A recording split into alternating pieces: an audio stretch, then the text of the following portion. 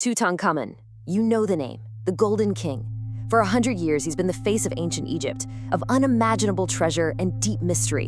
But what if I told you his story is far from over? Okay, let's get right into this, because what's so cool is that modern science is still peeling back the layers on this 3,000-year-old legend, and it's revealing secrets that have been buried even deeper than his tomb. But here's the thing that's always baffled people.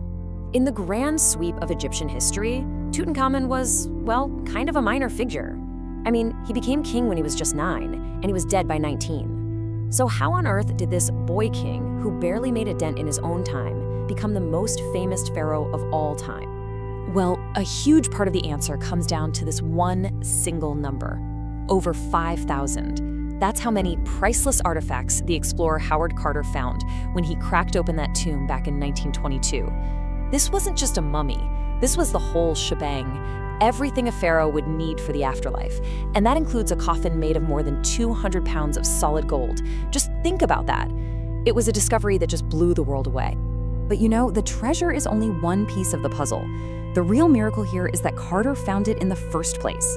This was the only pharaoh's tomb in the entire Valley of the Kings ever discovered, with all its treasures still inside. And the fact that it survived against all odds, well, that brings up our first big question.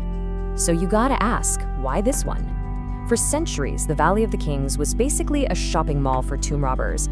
I mean, countless pharaohs, way more powerful than Tut, had their graves totally emptied out.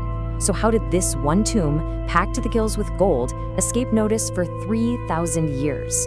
Okay, so this is where it gets really cool. A team led by Egyptologist Alia Ismail used these incredible 3D scans that can literally see through the paint on the walls. And what they found were these tiny little marks hidden underneath. See, those marks only happen when artists are painting on plaster that's still wet. That, plus the fact that only the main burial chamber was fully painted, it all points to one thing: they were in a massive hurry. So it all boils down to this: a mix of human haste and just pure random nature. Tut's death was sudden, so he was buried fast in this small, unfinished tomb. Then, as geologists figured out, nature took over. Earthquakes shook loose tons of rock, and then flash floods washed all that debris down the valley right over the entrance to Tut's tomb, burying it completely. It was basically a 1 in a million accident of nature. But the story doesn't stop in 1922, not by a long shot. Fast forward 100 years. Right now, all 5,000 of Tut's treasures are being moved to the brand new Grand Egyptian Museum, and this is a monumental task, bringing the entire collection together for the very first time since Carter found it. So imagine this: Issa Zidan's team is in the middle of this huge packing job, just doing a routine inventory. They're going through their checklists when they find something in a dusty old storeroom, something that wasn't on any recent lists, something that had been missing for decades. They found this old, unassuming box, but inside was a piece of history. And you can just imagine the excitement.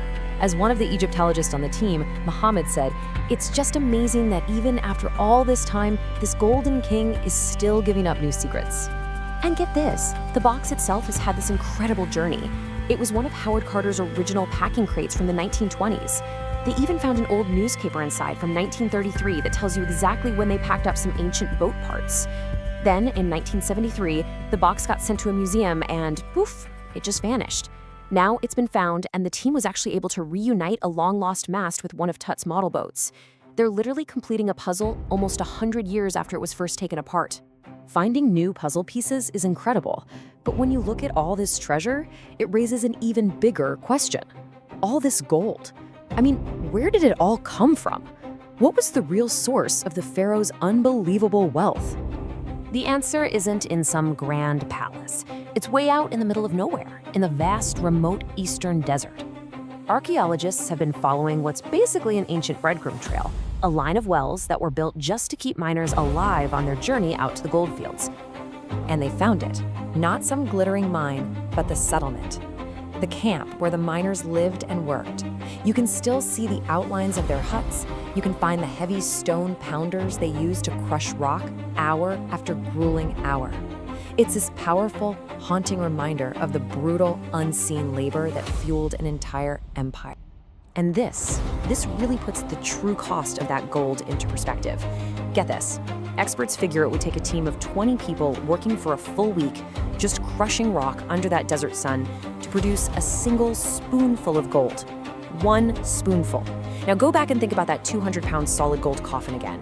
The sheer scale of human effort it's just staggering. Tutankhamen's story is absolutely unique. But what's so important to remember is that it's not the only story out there. And brand new discoveries are constantly reminding us that his fame is just one chapter in a much, much bigger book. Way down south in Aswan, an archaeologist named Alejandro Jimenez Serrano and his team did something that just doesn't happen very often. They opened a tomb that had been sealed shut for 4,000 years. That's 1,000 years before Tut was even born. And inside, they found the untouched burial of a man named Shammai. And here was the biggest shocker of all. Shammai wasn't a king, but he was powerful. And just like Tut, he was only a boy, maybe just 8 years old. The inscriptions show he was a high-level administrator in charge of vital food supplies. He held a position of incredible influence over people's lives. So when you put them side by side, you see these two totally different stories. You have Tut, the boy king, whose entire legacy is really defined by the accidental preservation of his treasure. And then you have Shammai, the boy noble. His tomb gives us this priceless window into the lives of the powerful elite who weren't pharaohs. And that's really the key takeaway here. Tut's story is incredible because it survived. But Shammai's story, it changes our whole perspective. It shows us that the history of ancient Egypt is so much richer than just the stories of its kings. It's this complex civilization full of powerful people at every level, with countless stories that are still waiting to be told. And that leaves us with this one final kind of mind-blowing thought. 100 years after Howard Carter made the discovery of a lifetime, we are still finding lost boxes, we are still uncovering new tombs, and we are rewriting what we thought we knew. It just makes you wonder, doesn't it? What else is still out there, right now, just waiting for the sand to shift?